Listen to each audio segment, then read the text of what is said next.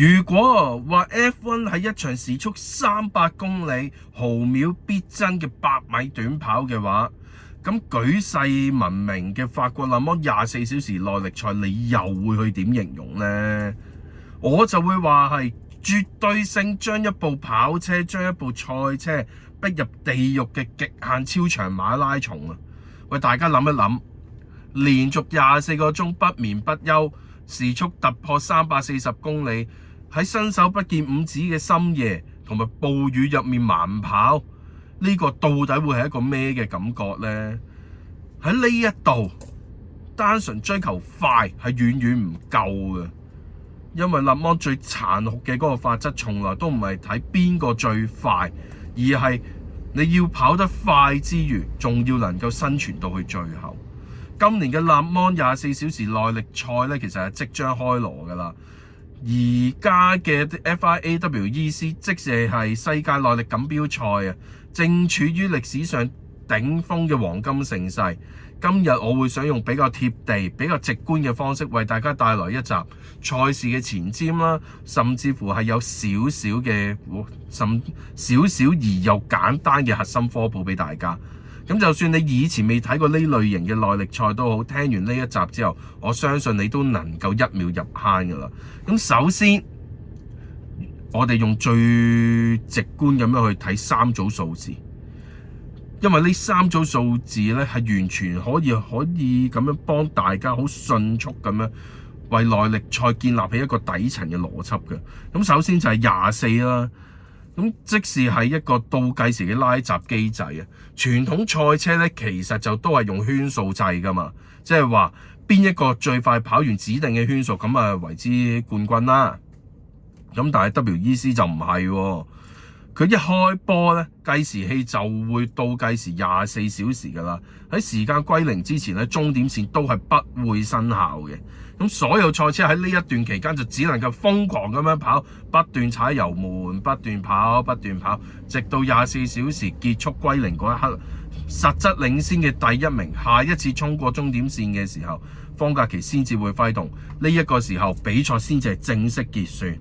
呢個時候邊個跑得嘅圈數係跑得多，邊個就係冠軍。但係亦都因為呢一個制度衍生出勒芒最殘酷嘅最後一圈規則，哪怕你之前領先緊23小時59分鐘都好，只要你喺最後1分鐘架車壞咗，停咗喺路邊，冇辦法喺時間歸零後靠自己部車嘅動力衝過終點線嘅話，你嘅成績就會直接被判定為 DNF， 亦即是係話Do not finish， 未完賽咁解啊！咁嘅情況底下，你會1分都攞唔到。呢一種臨門一腳累灑賽道嘅悲劇呢，喺勒芒絕對係屢見不鮮噶啦。而第二組數字就係3啊，點解會話係3呢？因為24小時咁長啊，一個人揸咧肯定揸到虛脫都未搞得掂啊！所以每一部賽車都會由3位車手組成一個組合，輪流入站接力比賽。而賽會有一個極其嚴格嘅限制，就係每位車手啊不能夠連續駕駛超過3小時，更加不能夠累計咁樣駕駛超過14小時嘅，以防疲勞駕駛而出嘅意外啊！而喺呢一度有一個最精彩嘅地方，就係賽會其實係會根據車手進行分級制嘅，分別就係有白金啦、金、銀、銅呢4個級別。聽落好似打機咁啊，係咪？好似打 LOL 啊、打傳說對決啊咁樣，都係有分呢啲制度啦。咁最高級別嘅 Hypercar 原型車咧，所有車手都一定係白金同埋金嘅，可以話係怪物選手啦。而喺呢一紮選手入面，好多都係一啲前 F1 嘅世界冠軍啊，甚至乎係一啲世界名將嚟嘅。而另外一個級別嘅賽車就係 LMGT3 嘅跑車組別啦，就嚴格咁樣規定咗每一部車、每一個車隊入面都必須包含一位同級嘅業餘車手。喂，睇住呢班可能係含住金鎖匙出世嘅業餘車手，喺體力透支嘅情況底下，都仲要頂住後面嘅職業高手瘋狂追擊。喂，嗰一種心理嘅博弈同埋戲劇性一定好好睇。哇！你點樣？你其實諗都諗到一個業餘嘅車手，你去同一班職業嘅車手去鬥，你嗰種心理壓力係真係好大嘅。你仲要人哋喺後面不停追趕你，喺你側邊係咁飛飛飛飛咁樣爬頭，哇！嗰一種心理壓力絕對唔係一般人可以想像得到啊！而第三組數字咧，其實係一個加數嚟嘅，就係24+20喎。但係呢一個就唔係一個數學題啊，而係一個混級同場大混戰啊！好多人咧會以為咧 WEC 其實係分開幾場咁樣去跑，因為佢當中係有2個級別嘅比賽嘅。但係唔好意思啊，唔係㗎。首先比賽係分2個組別，分別就係 Hypercar 同埋 LMGT3 嘅。咁而今年就有20幾部嘅 Hypercar 加20幾部嘅 LMGT3 嘅跑車啦。咁加起上嚟，我諗都有40-50部嘅車喺同一個時間、同一個地點、同一個倒計時入面進行激戰啊！咁呢個就會造成一個極大嘅速度差。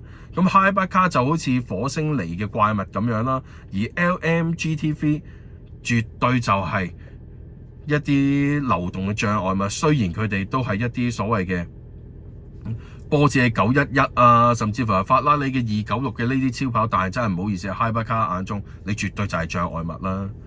咁而 Hypercar 嘅車手喺每隔2-3個圈就要喺時速300公里嘅情況底下，喺一啲彎角啊或者大直路入面玩高速嘅讀心術、盲插啊、穿插喺呢啲超級慢車底下，一旦雙方產生誤解咧，輕則就打8甲轉，重則係全車報銷。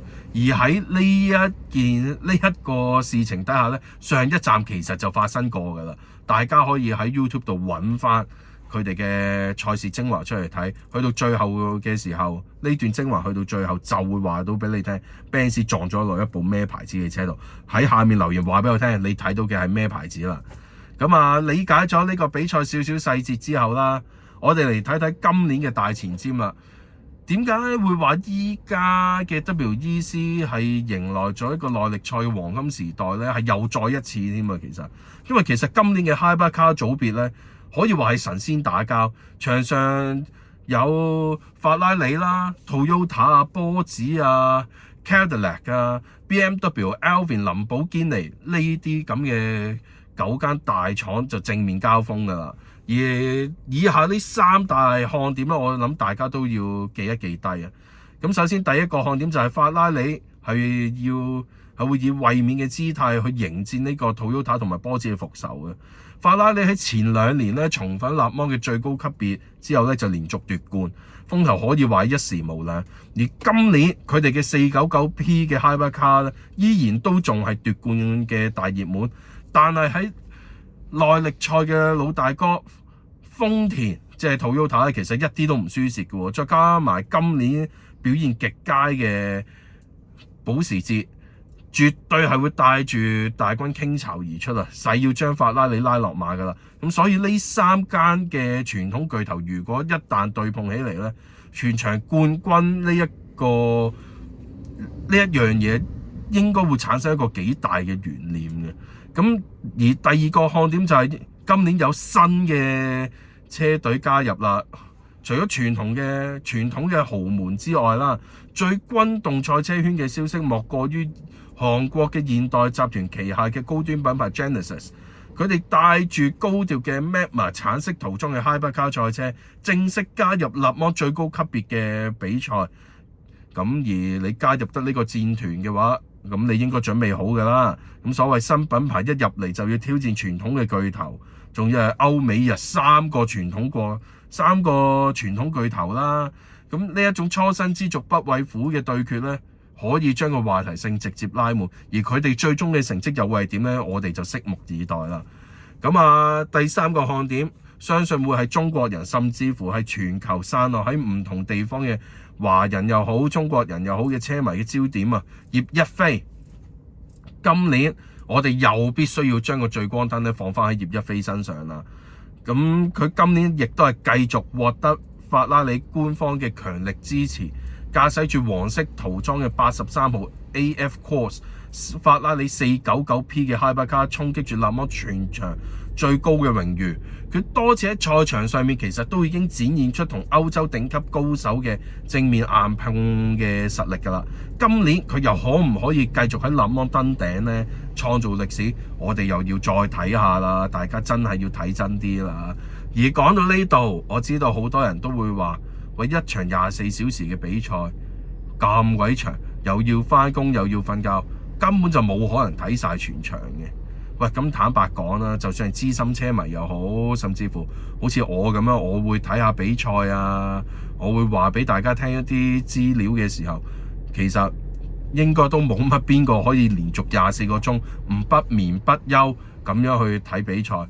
咁最聰明、最冇負擔嘅方式，我諗你都係去翻賽後嘅時候去官方睇翻佢推出嘅15至30分鐘精華片段就會比較好啦。而呢啲精華片段，除咗你喺官方嘅網站度可以揾到之外，你喺 YouTube 頻道都可以揾到嘅，亦都係佢哋官方嘅頻道嚟嘅。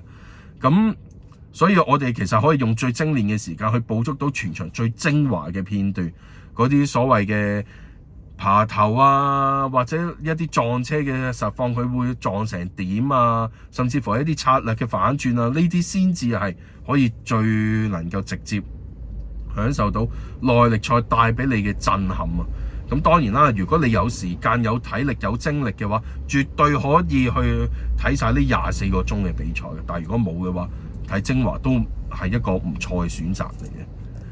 咁而勒芒24小時耐力賽嘅魅力咧，就唔係睇邊個機器馬力最大嘅，而係睇下人類同埋機械點樣攜手去戰勝呢個24小時內所有不確定性，同埋呢24小時入面，我會稱之為係一個惡魔地獄啊！咁今年6月23號晚上嘅10點正啊，係香港時間晚上10點正啊，就係神仙打交嘅勒芒就會燃點起戰火㗎啦！你最睇好嘅又係邊一間車廠可以登冠奪冠呢？咁而法拉利83號嘅車隊 AF Corse 佢哋又能唔能夠實現衛冕呢？豐田保時捷復仇成功啦，定係新加入嘅 Genesis 可以一鳴驚人呢？歡迎喺下面留言話俾我聽，你哋又有啲咩睇法啦？咁啊，如果你中意呢一集嘅耐力賽嘅賽事前瞻同埋一啲少少嘅科普知識嘅話呢，咁記得啦，訂閱同埋留言，仲要撳個鈴鈴啊！最緊要都係 comment、like、share 呢啲啦。咁啊，分享俾身邊每一位朋友，咁我先至可以為大家繼續帶來更精彩嘅片段啦，或者係更精彩嘅內容、更豐富嘅資訊可以帶俾大家。咁今集嘅內容就係咁多啦。咁希望大家中意。我係紀尚喬，我哋下集見，拜拜。